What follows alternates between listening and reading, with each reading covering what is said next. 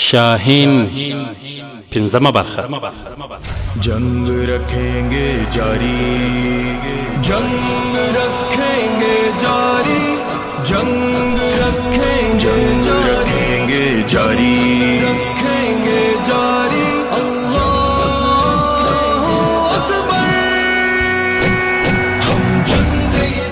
د شاهین د خبرونې مینوالو په دې هیله چې جوړ او روغ به یاست. دا د زه محسن احسان یو ځل بیا د سرحدي شاهین د ناول قربتوب کوم په دې هیله چې ناول در پایه را سره واورئ. قدرمنو، په تېره برخه کې مو وویل ملکې وویل ته په دې باور لرې چې که ابو داود غرناطې ته ولاړ سي هم زموږ وفادار به پاتې شي؟ باچا ځواب ورکړ د مغیره له نیولو نه وروسته هغه د تل لپاره زموږ اعتماد ترلاسه کړی. ازبلا خو د غرناطې شاهي ماڼۍ ته یې رسېدل ښایي دومره اسانه نه وي. قدرمنو اورېدونکو، اوس به دا واورو ابو داود کوټې ته ورننوت. د هغه عمر 45 کاله معلومېده. د څېرې او بڼ نه هغه د عربي او هسپانوي ګډ نسل څخه ښکارېدو. ژره یې تر نیمایي زیاته سپینه شوې وه، خو څېره یې د ځوانانو په څېر تازه وه. توره چپنه یې اغوستې او سپینه پګړۍ یې پر سر وه. ابو داود وړاندې شو. لومړی یې د باچا او بیا د ملکې لاسونه ښکل کړل. 2-3 ګامه شاته ولاړ او په ادب لاس په نامه ودرېد. باچا یوې خالي کرسۍ ته اشاره وکړه، وویل کښېنه. ابو داود زړه نازړه غوندې وویل غلام له امر نه سرغړاوی نشي کولی، خو ماته د باچا او ملکې په حضور کې درېدل هم لوی ویاړ او عزت دی. پرندان په مسکا وویل باچا او ملکه تا ته د کښېنستلو حکم کوي.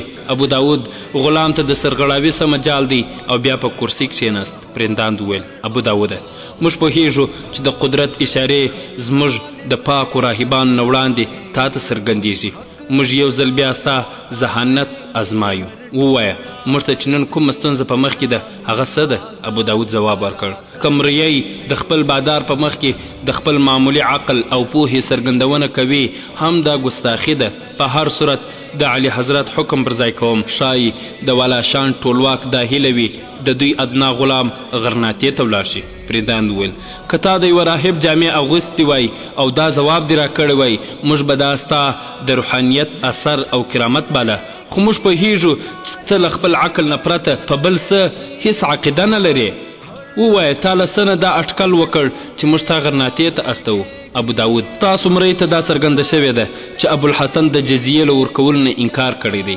بیا ماته دا هم معلومه شوه چې ټولواک د امیرانو غونډه رابللې وه. د امیرانو له دې غونډې نه لږ ځنډ وروسته ستاسو استازي ماته راغی. ماته پر دې پوهېدل ګران نه و معظم ټولواک په داسې حالاتو کې له ما نه د څه تمه کولی شي. زه پوهېږم چې که د ابوالحسن پر خلاف ما کوم مرچل ته استوي نو هغه له غرناطې پرته بل نشي کېدی. باچا نو تا به دا سوچ هم کړی وي چې په دې مرچل کې به ته څه کوې؟ ابو داود هو، زه داسې احساسوم چې په غرناطه کې د ګډوډي او اختلاف جوړولو لپاره د تخت او تاج دوهم دعوادار پیدا کول ضروری دي، او د حضور غلام به د غرناطې له تګ نه وروسته دا پریکړه کولی شي چې د تخت او تاج دوهم امیدوار څوک کېدی شي.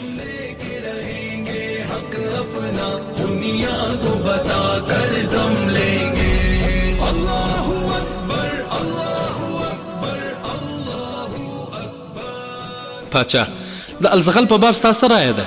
ابو داود د الزغل په باب زما رایه دا ده چې هغه به په هر صورت د خپل ورور ملاتړ کوي. خو پاچا خو څه؟ ابو داود زه په پوره باور نشم ویلی، خو ځینې اوازې دي چې د ابوالحسن له یو زوی نه کار اخیستل کېدی شي.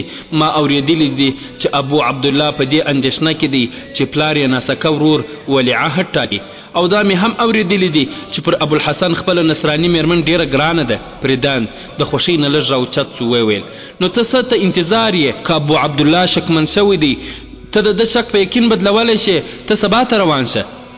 ابو داود وویل زه تیار یم، خو زما کار داسې دی چې باید له میرمن او اولادونو سره ولاړ شم. زه ښایي تر هغه وخته په غرناطه کې پاتې شم چې تر څو ستاسو پوځ ته ټولې دروازې خلاصې شي. هلته به ما ډېر وړوکې بدګماني زما ټولې نقشې له خاورو سره برابرولی شي، ځکه زه غواړم ځان د مهاجر په بڼ غرناطې ته ورسوم. او هلته تر ما زیات زما میرمن او لوڼې ستا د ظلم او ستم زیاتې کیسې وکړي تر څو څوک پر موږ شکمن نشي. میرمن خو په دې خاطر هم له ځان سره ضرور بیایم چې د ابوالحسن دربار ته به مې ورتګ اسانه کړي. پردان ابو داود باور وکړه چې ستا خدمتونه به هیر نه کړای شي.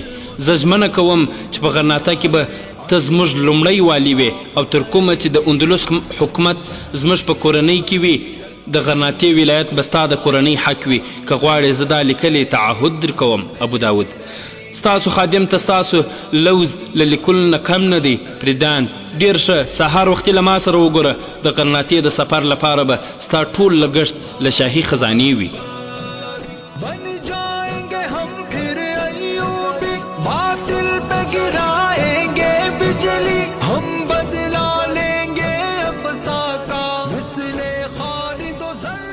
د شاهین د خبرونې مینوالو توند باران اورېده. د څلورو اسونو یوه ګاډۍ چې په خاورو خټو لت پت وه. پرندان د باچایي د یوه سرحدي پوستې په دروازه کې ودرېده. د کلا ساتونکي په منډه راغلل او تر ګاډۍ چاپېره ودرېدل. یو ځوان چې د نورو مشر معلومېده ور وړاندې شو. د ګاډۍ دروازه یې بیرته کړه. دننه یې ور وکتل او په ادب یې وویل ما د ستاسو په باب د والي هدایت را رسېدلی دی. ستاسو لپاره تازه نفس اسونه تیار دي، خو په دې توند باران کې ښایي سفر درته ګران وي. که تاسو ته مناسبه ښکاري نو د باران تر درېدو او په خوړونو کې د سیلاوونو نه د درېدو وروسته به وخوځېږي. ستاسو لپاره ډوډۍ تیاره ده. ابو داود بهر ته وکتل، ویې ویل زموږ د سفر لپاره همدغه موسم غوره دی. موږ به دلته ډوډۍ وخورو او روانېږو. زه د خپل سفر په اړه یو څو هدایت هم درته کوم. ځوان ځواب ورکړ زموږ د سر په سترګو ستاسو د هر حکم سرته رسولو ته تیار یو. له ابو داود سره یې میرمن او دوې ځوانې لوڼې کښته شوې. کشرې نجلۍ چې انجلا نومېده له خپل خور نه 2-3 کاله کشره وه. د هغې ګردی مخ، ابي سترګې او طلایي ویښتان کټ مټ خپلې مور ته ورته وو. د هغې په خط او خال کې د مور د ځوانۍ د ورځې نښې څرګندې وې. دوهمه نجلۍ ربیعه د انجلا ناسکه خور وه. د ربیعې تورې او ځلېدونکې سترګې انجلا او مور ته یې ورته نه وې. هغه په قد هم تر مور او لور لږ لوړه وه.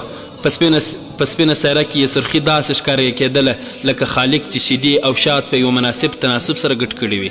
او د هغې رنګ سپین خو ګلابي تمایل و او په څېرې کې د شوخۍ او سنجندګۍ ګډو کرښو هغه د ښځینه حسن او وقار یو غوره انځور ګرځولی وه. د ربیعې او انجلا په څېرو کې یو معمولي ورتوالی و، داسې ورتوالی چې محسوسېدای شوای خو بیان کېدی نه شوای. دواړې نجونې ښکلې وې. د انجلا ښکلا د صحرایي غاټول خندا وه، خو د ربیعې حیا او سجندګي د یوې غوټۍ مسکا. پوځي افسر په لارښوونه دوی د کلا یوې کوټې ته ننوتل او د ډوډۍ په میز شاوخوا په چوکیو کښېنستل. نوکرانو ډول ډول خواړه په زرینو پتنسونو کې راوړل او په میز یې کتار کړل.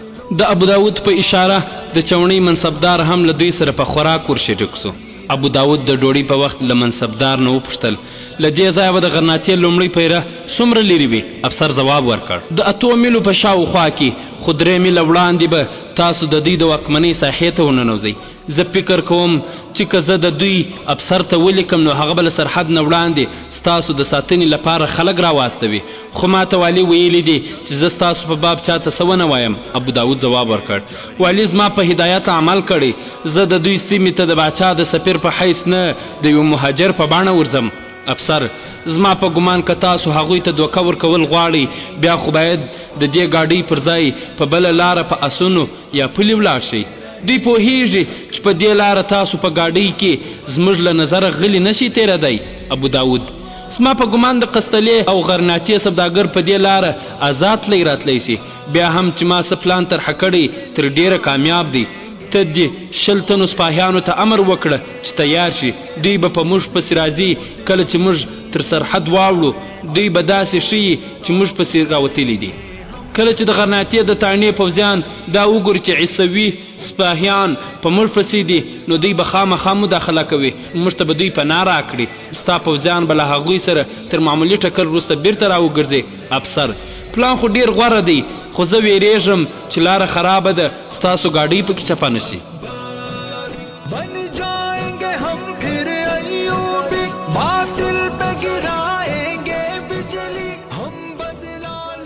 ابو داود ځواب ورکړ په داسې معاملو کې معمولی پیښو ته څوک پام نه کوي که کوچوان ټپي شي یا اسونه یو دوه غشي ولګیږي دا معمولی خبره ده. افسر ډیره ښه ده زه به په خپله له سپاهیانو سره یم. د کلا د ساتونکي مشر افسر خپل یوه سپاهي راوغوښت. ورته یې وویل ته د 10 تنو سپرو د تیاري امر وکړه زه د یوه ضروري کار لپاره ځم. هغه بیا ابو داود ته مخ وواړه ویې ویل تا د سرحدي شاهین په باب څه اورېدلي دي؟ په دې خبرو د ابو داود میرمن او لوڼې سک شول او غوږ یې ونیوه. ابو داود په ډاډ ځواب ورکړ هو ما د هغه په باب ډیر څه اورېدلی دي خو زما په ګمان د هغه سیمه له دې ځایه ډیره لیرې ده. افسر د هغه سیمه لیرې ده خو ملګرو یې 3 ځله زموږ اسونه بوتلل. انجلا زر پوښتنه وکړه څه وخت؟ افسر تیر کال. سږ کال هغه زموږ خوا ته پام نه لري خو تیر کال یې په دې کلا 1 هفته قبضه هم کړې وه. انجلا بیا پوښتنه وکړه نو تا به هغه خامخا لیدلی وي هغه څه وړ سړی دی؟ افسر هغه زموږ په مخ کې له څیرې نه پرده لرې نه کړه خو له غږ نه داسې ښکارېدو چې عمر یې ډیر نه دی. میریا پوښتنه وکړه تاسو هغه له کلا نه څه وړ ویست؟ افسر هغه په خپله تللی و د هغه یوازې غله او اسونه په کار وو. انجلا وویل ما اورېدلی دي چې هغه ډیر ظالم دی. افسر ځواب ورکړ د هغه تر ټولو ستره ښېګڼه دا ده چې ظالم نه دی. هغه په بې کسو او بې وسلو خلکو لاس نه پورته کوي په لوېدلي دشمن ګزار نه کوي. په دې کې شک نسته چې هغه زموږ د باچاهۍ ډیر بد دشمن دی خو هغه یو شریف دشمن دی. ابو داود وویل زه ستا رښتیا ویل ستایم ستا په څېر سنتیاګو هم د هغه د شرافت ستاینه کوي. انجلا وویل پلار جانه که هغه په لاره کې موږ ته په مخه راشي زما باور دی چې خپل غوره اسونه موږ ته راکړي چې موږ ورسوي. ربیع وویل هغه خلک شاهین ولې بولي؟ افسر وویل دا نوم سنتیاګو پرې ایښی دی او سبب یې دا دی چې په توندۍ ګړندیتوب او هوښیارۍ کې له شاهین نه کم نه دی. ابو داود پوښتنه وکړه دا رښتیا ده چې هغه د مغیره زوی دی؟ افسر په دې اړه ډول ډول رایې دي. ځینې وایي چې هغه د مغیره زوی دی د ځینو دا ګمان دی چې هغه د مراکش دی. ابو داود ویل موږ ته به ډیر زر څرګنده شي چې هغه څوک دی. پوځي افسر پوښتنه وکړه آیا معظم باچا پر هغه د یرغل اراده لري؟ ابو داود ځواب ورکړ د هغه دومره ځواک نشته چې باچا په خپله پر هغه د حملې پروګرام ولري. د هغه لپاره یوازې یو هوښیار سړی کافي دی چې د هغه د جګړې په طریقه پوه شي.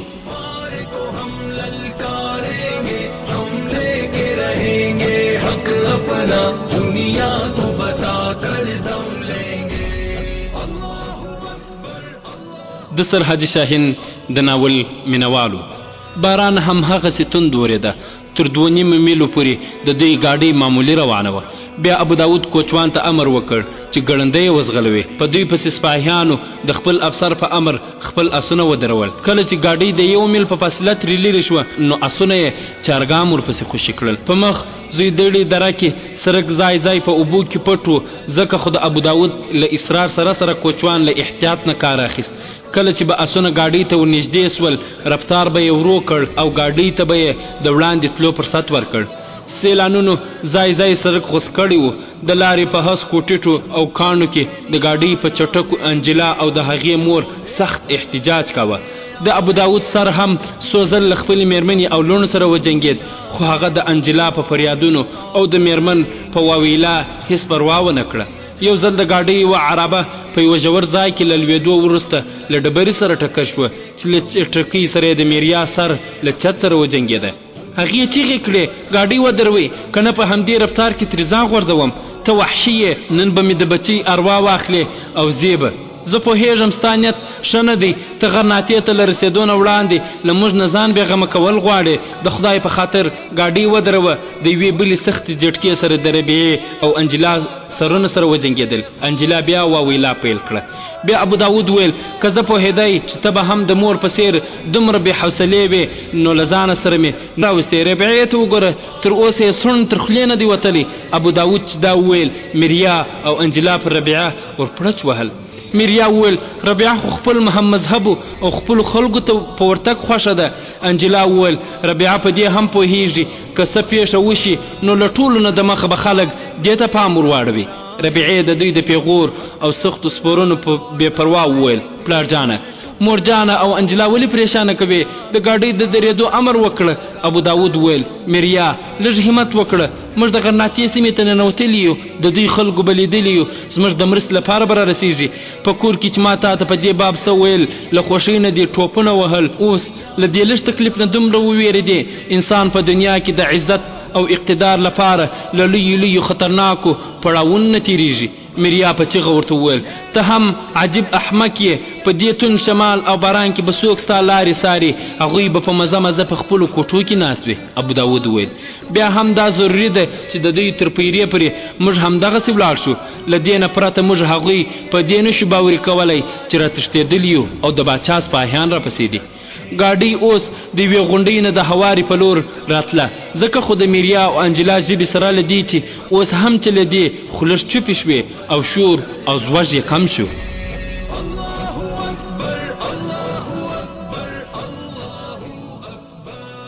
کوچوان چیغه کړه ما یو سپور ولید. ابو داود بس خبره جوړه شوه، اوس به هغه خپل نور ملګري را خبر کړي. دا یې وویل او بیا د ګاډۍ له کړکۍ نه سر بهر ته وایست او په لاس یې ورپسې سپاهیانو ته اشاره وکړه. له دې سره یې کوچوان ته هم د ګاډۍ د ګړندي ځغلولو امر وکړ. له لږ ځنډ وروسته چې کله ګاډۍ له غونډۍ نه مخ پر زوړه شوه، کوچوان چیغه کړه په دره کې مخ په زوړ اوبه زیاتې دي، د سړک نښه نه ښکاري، که اسونه وزغلو خطر لري. ابو داود وویل پام کوه خو ګاډۍ مه دروه، زه به تا ته 2 چنده بخشش درکړم. میریا او انجلا بیا په چغو اسمان پر سر واخیست. ابو داود په تسلۍ ورته ویل کوچوان بې عقله نه دی چې کښته ولاړ شو ګاډۍ به په خپله کراره شي. ابو داود بیا له کړکۍ نه سر راویست او ورپسې سپرو ته اشاره وکړه. هغوی اسونه ورو کړل. دره لاندې د یوې والې په څېر وه، خو کوچوان د زیات بخشش په تمه پر سینه د صلیب له رسمولو وروسته اسونه په اوبو ورګډ کړل. خو له 100 ګامه تلو وروسته ګاډۍ له سړک نه چپه شوه او په یوه چټکه کوچان د ګاډۍ له مخې نه د آس په شا ور ولوېد او بیا لاندې پرېوت. اسونه په ځغستا شول، خو بې له څه پیښې ګاډۍ او اسونه بیرته سړک ته ووتل. له یوې پیچمې نه په تېرېدو ګاډۍ یو پراخ میدان ته ووته. ابو داود دننه په دې نه و خبر چې ګاډۍ له کوچوانه محرومه شوې ده، خو کله چې اسونه سړک پرېښودل او په هواره میدان کې یې وزغسل، په هسکو چټو کې د ګاډۍ چټکې له زغم نه ووتلې. هغه کوچوان ته غږ وکړ، خو چې ځواب یې وانه ورېد. دروازه یې بیرته کړه، بهر ته یې وکتل، کوچوان نه و. مخامخ لږ وړاندې ګڼې ونې وې، د ګاډۍ په مخ کې داسې ډبرې هم وې چې د دوی د ټولو د مرګ سبب کېدای شي. شاته اسونه دومره لرې وو چې هغوی ته هم د دې بې جلبه اسونو رقابو کول ګران او ناممکن و. ناڅاپه له ځنګل نه 40 تنه سپاره راووتل. د برېښنا غوندې ګړندي اسونه یې ګاډۍ ته راورسول. تر ټولو مخکې په یوه مشکي آس یو نقاب اغوستونکی سپور و چې سپینه چپنه یې شمال رپوله. د مول وهلي نقاب پوش په اشاره سپرو نیزې په لاسو کې سرخولې او د تکبیر چیغې یې وهلې. په ګاډۍ پسې سپاهیانو ته ورکاږه شول. هغوی د ګاډۍ په لوري له 100 غشو راویستلو نه وروسته د اسونو جلبونه کش کړل او بیرته وګرځېدل. مول وهلي چې ګاډۍ بې کوچوانه ولیده، آس یې د ګاډۍ اسونو ته ورنږدې کړ او په هغوی یې ورټوپ کړل. دی لا نه و سنبال شوی چې د ګاډۍ یوه عربه له یوه کمر سره ټکر شوه او ماته شوه. ګاډۍ په یو لوري چپه شول، خو مول وهلي سپاره بالاخره اسونه ودرول. له لږ ځنډ وروسته چې د مول وهلي ملګرو د ګاډۍ تعقیب کوونکي وزغلول او پریشانه کوچوان یې ورسره بندي راوست، نو هغه ماته ګاډۍ او په هغې کې په ګیروي یو مسافر ته اشاره وکړه. ویل افسوس چې ما دوی بچ نه کړی شو، زخمی شول، خو زه هیله من یم چې ژوند ته یې ګواښ نشته. په دې ګاډۍ کې دننه د دوی یو صندوق پروت دی، هغه هم راواخلئ. ابو داود د بېخودۍ له حالت نه راووت، سترګې یې وغړولې او بیا کښېنست. په خپلو وینو ککړه ټنډه یې لاس را تېر کړ او بیا یې مول وهلي او ملګرو ته په کمزوري غږ وویل ډېره مننه. بیا یې خپلو لوڼو او مېرمنې ته وکتل. ویل میریا، ربیې، انجلا، هغه یو په بل پسې 3 واړه وخوځولې. میریا زګیروی وکړ او بیا یې سترګې وغړولې. خوله ورخطایي نه یې بېرته پټې کړې. یوه شېبه وروسته یې بیا سترګې وغړولې. خپله لور یې په زوره وخوځوله. ویل انجلا، زما انجلا. د انجلا له لاندې شونډې او تندي نه وینې روانې وې.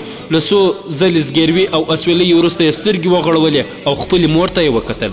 د سرحدي شاهین د خپرونې مینوالو، دا خپرونه ما محسن احسان چمتو او تاسو ته وړاندې کړه. دا چې په راتلونکي کې څه وسول انشاءالله په بله برخه کې به یې واورو. हर रंग का बातिल टूटेगा, देखेगी ये दुनिया सारी, देखेगी ये दुनिया सारी. हम जंग ये जारी रखेंगे, कुफ्फार को हम ललकारेंगे, हम को बता कर दम लेंगे। अल्लाहू अकबर, अल्लाहू अकबर, अल्लाहू अकबर। ये गुलशन फिर से चहकेगा, ये फूल सदा फिर महकेगा, एक दौर चमन में आएगा, इस्लाम का चेहरा चमकेगा, इस्लाम का चेहरा चमकेगा। हम जंग ये जारी रखेंगे, कुफ्फार को हम ललकारेंगे, हम लेके रहेंगे हक अपना, दुनिया को बता कर दम लेंगे। अल्लाहू अकबर, अल्लाहू अकबर, अल्लाहू अकबर। चुन चुन के निशाना लेंगे हम, शोले बन कर के आएंगे हम, इस जुल्म सितम की दुनिया में अदलो इंसाफ करेंगे हम। जंग ये जारी रखेंगे, कुफ्फार को हम ललकारेंगे, हम लेके रहेंगे हक अपना, दुनिया को